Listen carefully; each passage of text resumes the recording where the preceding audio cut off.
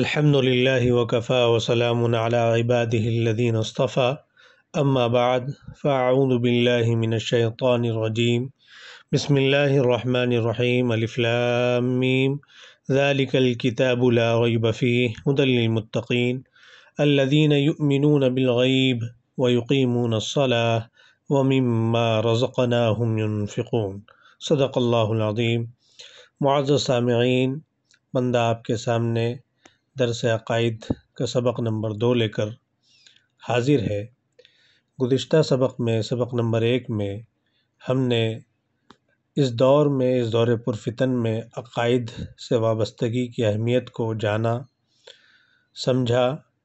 اور اس بات کا عزم کیا کہ ہم اچھے طریقے سے عقیدے کو جانیں گے، مانیں گے اور اس پر عمل پیرا ہوں گے۔ اب آگے عقائد اسلام کے بیان سے پہلے، ایمانیات کے بیان سے پہلے ایک چیز کا جاننا ضروری ہے کہ اس دور میں جب قرآن کریم جس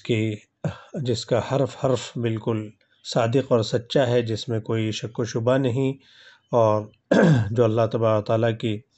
کتاب ہے جو تمام چیزوں کو بالکل سچ بتاتی ہے، اور اس جیسی کوئی کتاب ہی نہیں ہے جو عالم غیب کے بارے میں بھی اور شروع سے لے کر آخر تک کی ہر چیز کو بتاتی ہے۔ اس کے باوجود بھی بہت سارے لوگ اسلام کو نہیں مانتے، قرآن پر ایمان نہیں لاتے، قرآن کی تعلیمات کو نہیں جانتے، اور بہت سارے تو ملحد ہیں جو کسی بھی مذہب کے پیروکار نہیں ہیں۔ اس کی وجہ کیا ہے؟ کیوں کر لوگ اسلام کا انکار، مذاہب کا انکار کرتے ہیں؟ دراصل کچھ لوگ جو اپنی عقل کو ہی معیار بنا بیٹھے ہیں اور کچھ علم انہوں نے دنیاوی حاصل کیا ہے، جس کے الزام میں وہ سمجھتے ہیں کہ ہم بہت زیادہ عقل مند اور بہت زیادہ سمجھدار ہیں، اور ہمارے پاس جو دلائل ہے وہ بہت ہی مضبوط ہے، اور اس کے مطابق ہی جو چیز ہوگی ہم اس کو مانیں گے ورنہ انکار کر دیں گے۔ یہاں سے ساری خرابی ہوتی ہے۔ اصل میں انسان کسی چیز کو جو جانتا ہے تو اس کے جو ذرائع علم ہے، اس کا معیار کیا ہے، اس کی لمٹ کیا ہے، وہ اللہ تبارک و تعالیٰ نے اس کو جو سمجھ کی طاقت دی ہے وہ کہاں تک اس کو چیزیں سمجھ میں آ سکتی ہیں، اس کو جاننا ضروری ہے۔ اللہ تعالیٰ نے انسان کو بالکل جانور کی طرح بے سمجھا پیدا نہیں کیا۔ عقل تو جانور میں بھی ہے، لیکن عقل سلیم جانور کے اندر نہیں ہے۔ اللہ تبارک و تعالیٰ نے انسان کو علم دیا، علم سکھایا، اسے عقل سلیم جیسی نعمت سے مالا مال کیا، حواس خمسہ عطا کیا، لیکن یہ چیزیں ایسی ہیں کہ ان کے ذریعے سے ایک محدود علم حاصل ہو سکتا ہے۔ اور میں نے جو آیت کریمہ پڑھی کہ یہ کتاب جس میں کوئی شک و شبہ نہیں ہے اور یہ ہدایت ہے متقیوں کے لیے۔ کون متقی؟ جو کہ یقین کرتے ہیں بے دیکھی چیزوں کا، بے دیکھی چیزیں جس کو انہوں نے دیکھا نہیں اسے مانتے ہیں اور قائم رکھتے ہیں نماز کو۔ تو اصل جو یہ ہے کہ غیب اس کو کہتے ہیں جس پر کوئی دلیل بھی قائم نہ ہو، اور ظاہر ہے کہ ایمان اسی چیز پر ہوگا جو کسی دلیل سے ثابت ہو۔ تو غیب اور ایمان وہی ہے کہ ایسی چیز جس کو جو ہمارے مشاہدے میں نہیں ہے، جو ہمارے محسوسات میں نہیں ہے، لیکن نبی پاک علیہ الصلاۃ والسلام نے وحی کے ذریعے سے جو چیزیں بتائی ہے اس کو ہمیں ماننا۔ اور کیوں ماننا اور اس کا ماننا کیوں ضروری ہے، اسی کو ہم اس سبق میں جانیں گے کہ ہمارے جو معلومات کے ذرائع ہیں وہ لیمیٹڈ ہے، وہ محدود ہے، اس کے ذریعے ہم ہر چیز کو نہیں جان سکتے۔ ماورائے طبیعیات جو چیزیں ہیں، جو مغیبات سے جن کا تعلق ہے، ایمان لانا، اب ایمان میں دیکھتے اللہ تعالیٰ پر ایمان لانا، فرشتوں پر ایمان لانا۔ اللہ تبارک و تعالیٰ بھی دکھائی نہیں دیتے، فرشتے بھی دکھائی نہیں دیتے۔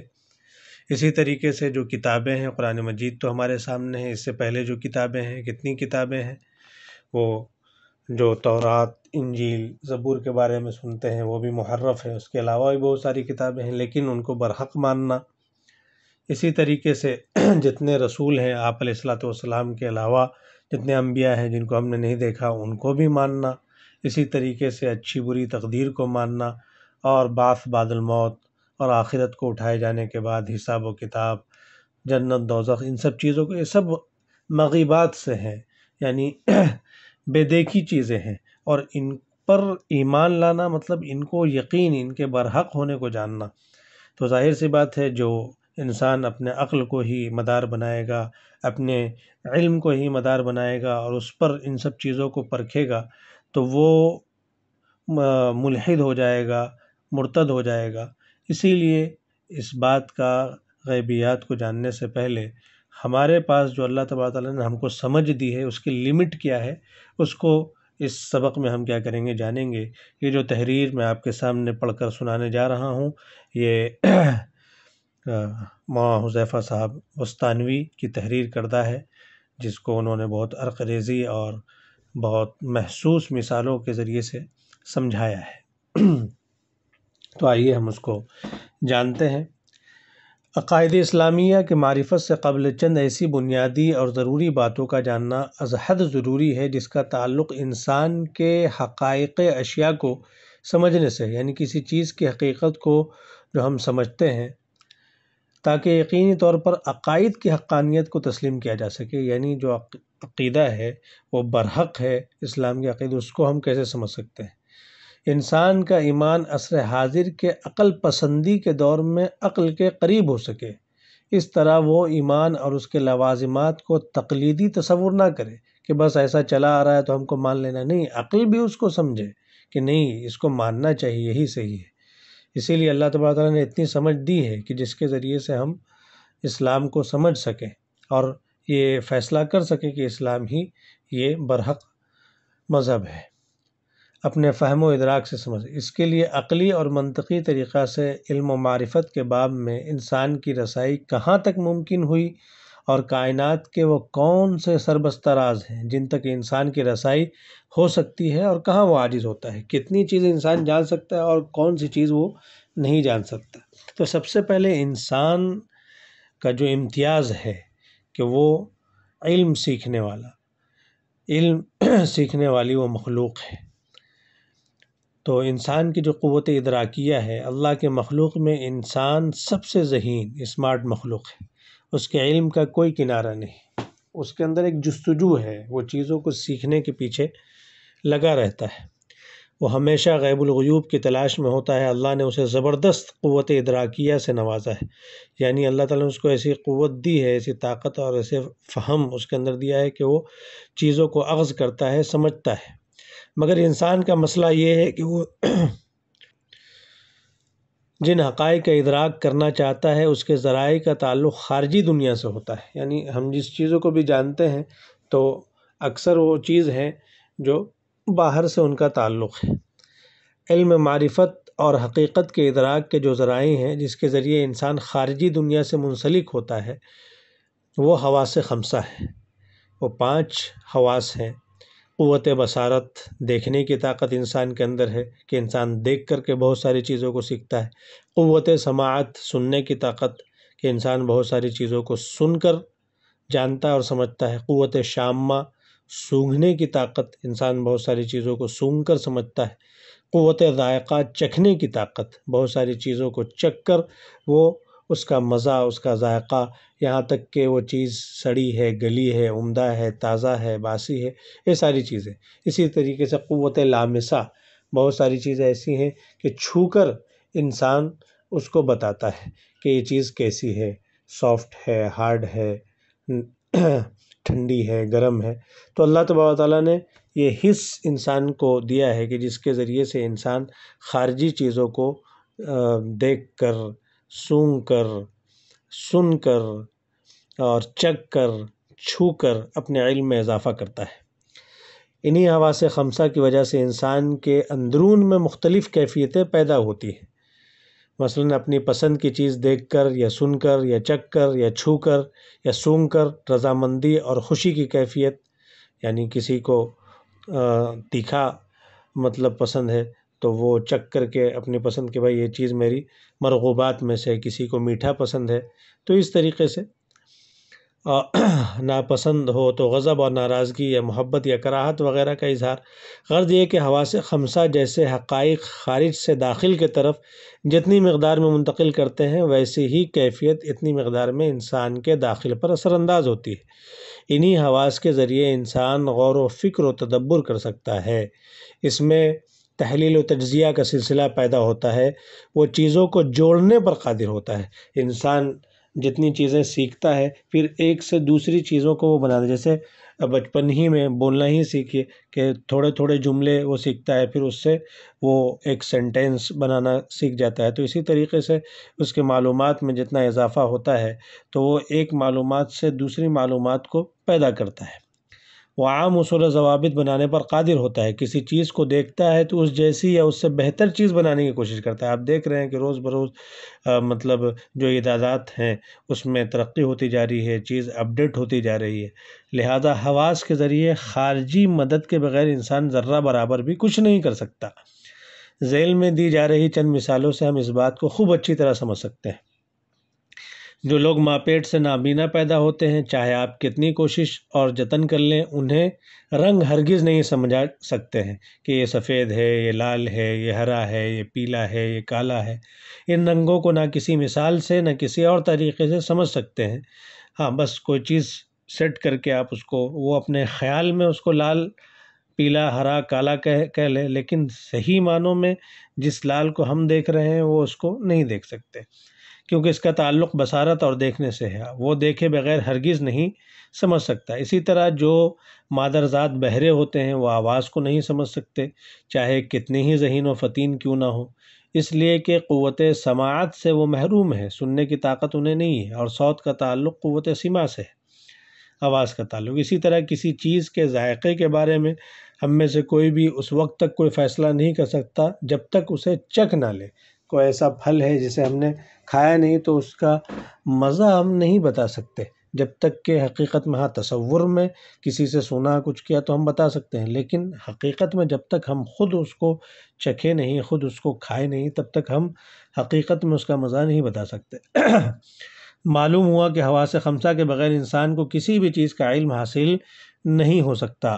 گویا نفس بشری کا اس کائنات سے علمی معرفت کا تعلق حواس خمسہ پر موقوف ہے، یعنی اس دنیا کی جو چیزوں کو ہم جانتے ہیں ان 5 حواس کے ذریعے سے ہم اسے جانتے ہیں۔ اگر حواس خمسہ نہ ہو تو وہ مکمل جہل باطنی کا شکار ہوگا، یعنی کوئی انسان ایسا ہے کہ نہ سن سکتا ہے، نہ دیکھ سکتا ہے، نہ سونگھ سکتا ہے، نہ چکھ سکتا ہے، نہ اس کے بدن میں حس ہے کہ جس کے ذریعے سے، تو پھر وہ بہت ساری چیزوں کو وہ بلکہ اکثر چیزوں کو وہ نہ جان سکے گا، نہ دیکھ سکے گا، اور اس علم سے وہ دور ہو جائے گا۔ اگر حواس خمسہ کا صحیح استعمال نہ ہو تو انسان، یہاں تک کہ یہ جو حواس خمسہ ہے کہ اس کا صحیح استعمال نہ ہو تو انسان اپنے خالق اور خود اپنی حقیقت سے بھی نابلد رہتا ہے، اس کو بھی نہیں جان سکتا۔ اسی وجہ سے قرآن مجید میں جو لوگ دین اسلام کو نہیں سمجھ پاتے ہیں اور نہیں سمجھنے کی کوشش کرتے ہیں، قرآن نے ان کو کیا کہا؟ صم بکم عمی فہم لا یرجعون، یہ بہرے ہیں، گونگے ہیں، اندھے ہیں کہ یہ لوگ نہیں لوٹیں گے راہ حق کی طرف۔ اسی طریقے سے ان شر الدواب عند اللہ الصم البکم الذین لا یعقلون، یعنی جو مخلوقات ہیں اور یہ جو چوپائے ہیں، جو جانور ہیں، اس میں سب سے بدتر مخلوق اللہ کے نزدیک یہ لوگ ہیں جو نہ سنتے ہیں، یعنی اللہ تعالیٰ نے ان کو سننے کی قوت دی لیکن وہ حق بات سننا ہی نہیں چاہتے، بولنا ہی نہیں چاہتے، تو یہ لوگ سمجھ ہی نہیں رکھتے۔ اسی کو کہا صم بکم عمی فہم لا یعقلون۔ تو اللہ تبارک و تعالیٰ نے انسان کو اتنی عقل تو دی ہے کہ جس کے ذریعے سے وہ حق اور باطل کو، سچ اور جھوٹ کو سمجھ سکتا ہے، صحیح مذہب کو وہ جان سکتا ہے، لیکن پوری اس کو عقل نہیں اور ایسے حواس اس کو نہیں دی جس کے ذریعے سے وہ غیبیات کو بھی جان سکتے، ایک لیمٹ میں۔ اسی کو کہتے ہیں کہ جیسے کسی کے پاس کوئی سادہ موبائل ہے تو اب اس کے اندر جتنا آپشن ہوگا، وہ ملٹی میڈیا نہیں ہے تو اس کے اندر کوئی چیز ویڈیو اور آڈیو وغیرہ اس کے اندر پلے نہیں ہوگا۔ کسی کے پاس ملٹی میڈیا ہے لیکن اینڈرائڈ سسٹم نہیں ہے تو اس کے پاس مطلب دوسرے جو سافٹ ویئرز ہیں اس میں کام نہیں کریں گے، اس لیے کہ اس کی حدود وہی ہے۔ تو اللہ تبارک تعالیٰ نے انسان کی عقل کو ایک لمیٹڈ، ایک محدود جو حواس دیا ہے وہ ایک حد تک دیا ہے کہ آپ حق اور باطل کو تو سمجھ سکتے ہو، لیکن چونکہ اس دنیا میں انسان آزمائش کے لیے، تو سب سے بڑی آزمائش یہی ہے کہ جن چیزوں کو نہیں دیکھا ہے، رسول اللہ صلی اللہ علیہ وسلم نبی کی بات اور قرآن کی بات کو مان کر اس پر یقین رکھنا اور اس کو بالکل برحق سمجھنا، یہ سب سے بڑی آزمائش ہے۔ بہرحال یہ جو حواس خمسہ ہیں، اگرچہ ہماری معرفت اور علم کا مدار حواس خمسہ پر ہے، مگر حواس خمسہ میں کمال نہیں ہے، بلکہ وہ محدود ہیں، اس لیے کہ ہمارے ارد گرد پیش آنے والی بہت سی چیزوں کا ہمیں ادراک نہیں ہو پاتا۔ یہ بھی کیا محدود ہے، جیسے کہ موسم کا ٹیمپریچر، گرمی تو لگ رہی ہے، لیکن آج جو ایسی چیزیں ایجاد ہوئیں جو ٹیمپریچر کو بتاتی ہیں کہ اتنے ڈگری سیلسیس مطلب گرمی ہے، یا موسم اتنے مطلب سردی ہے، ٹیمپریچر 8 ہے، 6 ہے، یا مائنس میں جا رہا ہے۔ اسی طرح بدن کا پریشر کتنا ہے، جو آج کل بی پی ہے کہ بلڈ پریشر ہائی ہوا، لو ہوا، تو یہ انسان اس کو خود سے محسوس نہیں کر سکتا۔ اس کے لیے انسان نے آلات تو ایجاد کیے، ہوا کی رفتار کتنی ہے اس کو معلوم کرنے کے لیے ہمیں آلات کا استعمال کرنا پڑتا ہے، لیکن جب تک ان چیزوں کی ایجاد نہیں ہوئی تھی تو کیا ہم ان کا انکار کر دیتے تھے؟ ہم ان کو مانتے نہیں تھے کہ بھائی یہ کوئی چیز نہیں ہے، ہوا کا کوئی وجود نہیں ہے، اسی طریقے سے موسم کا کوئی ٹیمپریچر نہیں ہے، بدن میں کوئی پریشر نہیں ہے، کیا ہم ان کا انکار کر دیتے تھے؟ بہرحال اس طریقے سے بہت ساری چیزیں ہیں۔ انشاءاللہ اگلے درس میں اس کو مزید تفصیل کے ساتھ کہ حواس جو اللہ تبارک تعالیٰ نے ہمیں جو جاننے کے جو ذرائع دیے ہیں، اس کی حدود کیا ہے، اس کی لمٹ کیا ہے،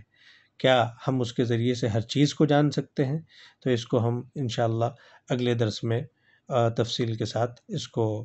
پڑھیں گے، جانیں گے اور سمجھیں گے۔ اللہ تبارک تعالیٰ ہم سب کو عقل سلیم عطا فرمائے اور اپنی نازل کردہ کتاب پر پورا ایمان اور اپنے رسول کی باتوں کی اطاعت جو ایمان اور اسلام ہے، کہ اللہ تبارک تعالیٰ ہمیں یقین بھی نصیب فرمائے اور مکمل اطاعت اور فرما برداری بھی نصیب فرمائے، اور اس دنیا اور اس دنیا دونوں جگہ ہمیں کامیاب فرمائے۔ سبحان اللہ وبحمدہ، سبحانک اللہم وبحمدک، ونشہد ان لا الہ الا انت، نستغفرک ونتوب الیک۔ سبحان ربک رب العزۃ عما یصفون، وسلام علی المرسلین، والحمد للہ رب العالمین۔